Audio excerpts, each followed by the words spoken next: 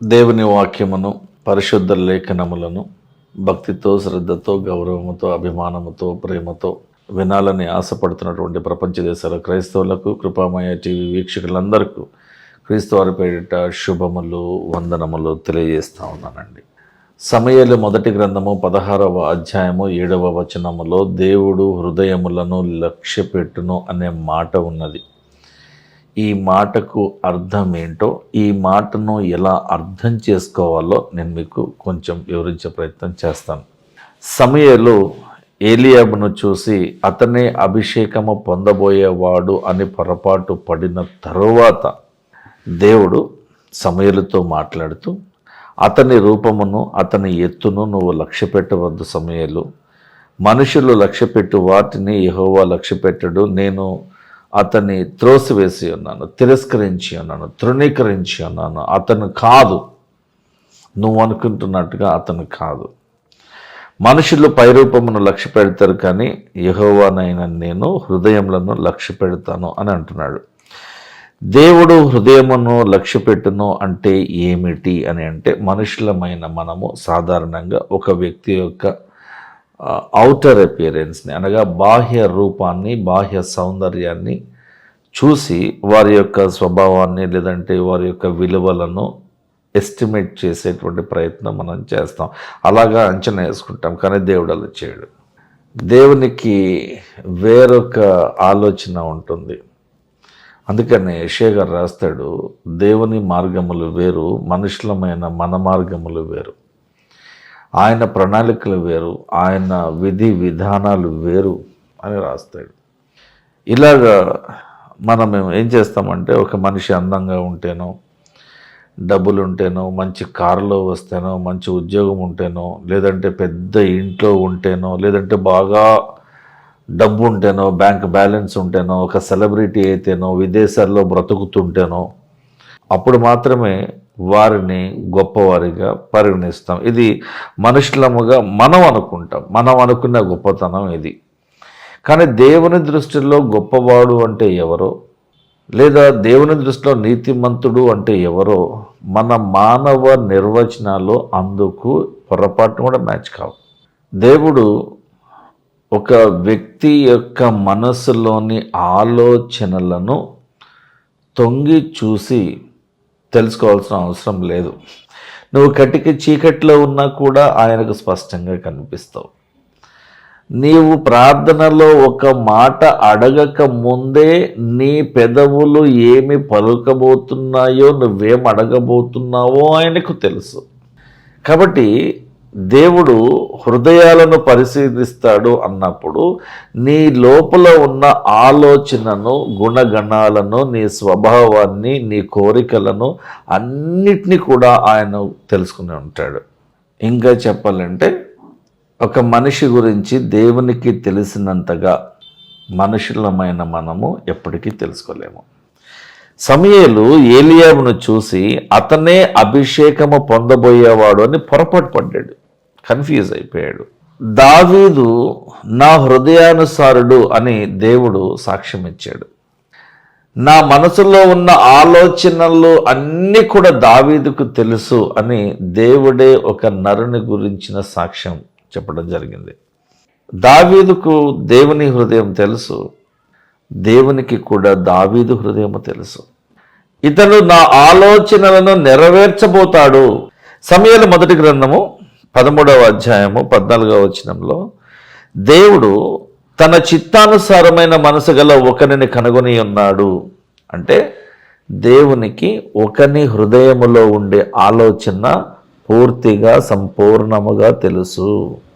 సామెతల గ్రంథం చూడండి ఒకసారి, 4వ అధ్యాయము 23వ వచనంలో, నీ హృదయములో నుండి జీవధారలు బయలుదేరును, కాబట్టి అన్నిటికంటే ముఖ్యముగా నీ హృదయమును భద్రముగా కాపాడుకునము. ఈ వాక్యమును చదివిన ప్రతిసారి కూడా దావీదు కుమారుడైన సొలొమోను కూడా దేవుని మనసును లోతుగా తెలుసుకున్నాడు అని అర్థమవుతుంది. అన్నిటికంటే నీ హృదయమును భద్రముగా కాపాడుకోమంటున్నాడు. కానీ మనం ఏం కాపాడుకుంటున్నామో తెలుసా? మన ఇంటిని, మన కారుని, మన ఆస్తిని, మన పొలాలను, మన డాక్యుమెంట్స్ని, కానీ దేవుడు కాపాడుకొనమంటున్నది ఒక్కటే, అది నీ హృదయాన్ని కాపాడుకో, భద్రపరచుకో. దీనిలో ఉన్న ఆలోచనలు నువ్వు ఒక కంట్రోల్లో పెట్టుకోవాలి. ఆ లైన్ దాటి వెళ్ళకూడదు. గమనించండి, దేవునికి నీ హృదయంలో ఉన్న ఆలోచనలన్నీ నీవు ఇంకా బయట పెట్టక ముందే నీకు ఏం ఆలోచన రాబోతున్నదో, సాతాను ఎటువంటి ఆలోచన నీలో ప్రవేశపెట్టబోతున్నాడో, ఆ ప్రవేశపెట్టబడబోతున్నటువంటి ఆలోచనలకు నువ్వు ఎలాగ రియాక్ట్ అవుతావో, ఎలా రెస్పాండ్ అవుతావో, ఎలా ట్యాకిల్ చేస్తావో, ఎలా మేనేజ్ చేస్తావో, లొంగిపోతావా లేకుంటే అణిచిపెడతావా అనే విషయాన్ని కూడా దేవుడు ముందుగానే తెలుసుకుని ఉంటాడు. అందుకనే మనము దేవుని సన్నిధిలో వణుకుతూ బ్రతకాల, అదురుతూ బ్రతకాల, బెదురుతూ బ్రతకాల, సనగకూడదు, గొణగకూడదు. ఎందుకంటే దేవునికి నీ ఆలోచనలన్నీ కూడా స్పష్టంగా తెలుసు. కాబట్టి దేవుని దగ్గర నటించడం మానేయండి. తాగుబోతైన నీ కుమారుణ్ణి దేవుని సేవ కొరకు ఇస్తావా? ఉద్యోగం చేస్తున్న కుమారుణ్ణి మాత్రం నువ్వు దేవుని సేవ కొరకు ఇవ్వవా? ప్రభువా, నా చిన్న కుమారుడు తాగుబోతాయి ఉన్నాడు, ప్రభువా ఇతనిని బాగు చేసి నీ సేవ కొరకై వాడుకో. బాగున్నామండి, ఇవ్వచ్చుగా సేవకి, మళ్ళీ డబ్బులు ఆగిపోవు, నష్టం కదూ, సిగ్గుండొద్దు మనకు. తాగుబోతాడేమో దేవుడికి ఇస్తావు, బాగున్నవాడిని మాత్రం ఇయ్యవు నువ్వు, పైసలు ఆగిపోతాను భయం కదా నీకా? తప్పండి. శ్రేష్టమైన దానిని బలిగా అర్పించమంటున్నాడు దేవుడు. బలిపీఠము మీద నీవు అర్పించాలనుకుంటున్నటువంటి జంతువు కానీ, పక్షి కానీ, మచ్చ లేనిదై, కళంకము లేనిదై, రోగము లేనిదై, జబ్బు లేనిదై, పవిత్రమైనదై, మగదై ఉండాలి అని దేవుడు మనకు కొన్ని నియమాలను, నిబంధనలను ఇచ్చి ఉన్నాడు. మనం వాటిని పాటించాలి. నాలో ఎటువంటి మచ్చ లేదు, కళంకము లేదు, నాలో ఎటువంటి అపవిత్రత లేదు, అపరిశుద్ధత లేదు. కాబట్టి మీరు నా కొరకు అర్పించబోయేటువంటి జంతువులు కూడా పవిత్రమైనవై ఉండాలి, కళంకము లేనివై ఉండాలి. నీ ఆలోచనలు కళంకము లేనివై ఉండాలి. నీవు హృదయంలో అనుకున్నంత చొప్పున నువ్వు విరాళముగా దేవునికి కానుక ఇవ్వు, తప్పు లేదు. 10% ఇవ్వాలి, 10th of its ఇన్కమ్ ఇవ్వాలి, 10వ భాగం ఇవ్వాలి, టైత్ ఇవ్వాలి అనేటువంటిది అబద్ధం. ఎంతో మంది అమాయక క్రైస్తవులను బైబిల్ చదవనివ్వకుండా వారే సొంతగా వాక్యాలు రాసుకుని ఇది బైబిల్లో ఉందని నమ్మించేటువంటి ప్రయత్నం చేస్తున్నటువంటి ఎంతో మంది బడా సంఘాల నేతలు నరకంలో కాలిపోబోతున్నారు. మీరు కూడా వారిని గుడ్డిగా నమ్మి అనుసరించి కాలిపోవద్దు నరకములో. హృదయమును గురించి యేసు ప్రభువారు ఆయన మాటలలో ఏమంటున్నారో ఒకసారి చూద్దాం. లూకా సువార్త 6వ అధ్యాయము 45వ వచనంలో లూకా గారు రాస్తున్నారు యేసు ప్రభువారి మాటలను. సజ్జనుడు అనగా మంచివాడు తన హృదయమును మంచి ధననిధిలో నుండి సద్విషయములను అనగా మంచి కార్యములను బయటకు తెస్తాడు. దుర్జనుడు అనగా చెడ్డవాడు చెడ్డ ధన నిధిలో నుండి దుర్విషయములను అనగా చెడు కార్యములను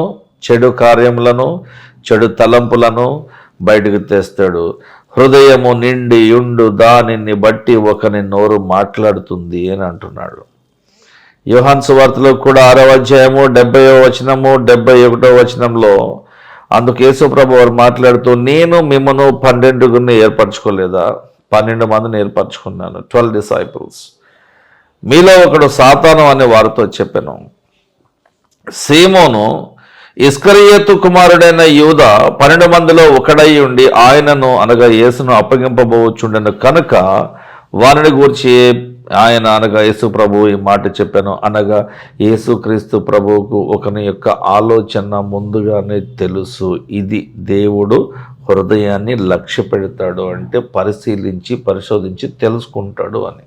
దినవృత్తాంతములు 2వ గ్రంథము 16:9లో తన ఎడల యథార్థ హృదయము కల వారిని బలపరచుటకై యెహోవా దేవుని యొక్క కనుదృష్టి లోకమందంతటా కూడా సంచారము చేయుచున్నది అని ఉంటుంది.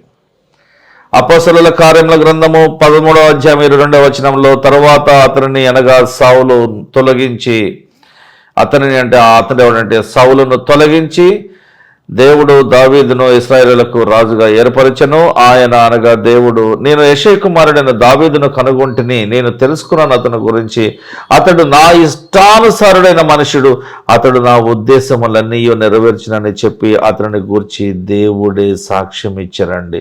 అంటే ఇక్కడ దేవుడు హృదయంను లక్ష్య పెట్టిను అంటే నీ తలంపులను, నీ ఆలోచనలు చూస్తాడు, నీ విశ్వాసాన్ని చూస్తాడు, నీ విశ్వాస పరిమాణాన్ని చూస్తాడు, నువ్వెంత నమ్మకంగా పని చేయగలవో చూస్తాడు, నువ్వెంత ధైర్యవంతుడివో చూస్తాడు, నువ్వెంత న్యాయాన్ని జరిగించగలవో చూస్తాడు, నువ్వెంత నీతిపరుడవో చూస్తాడు.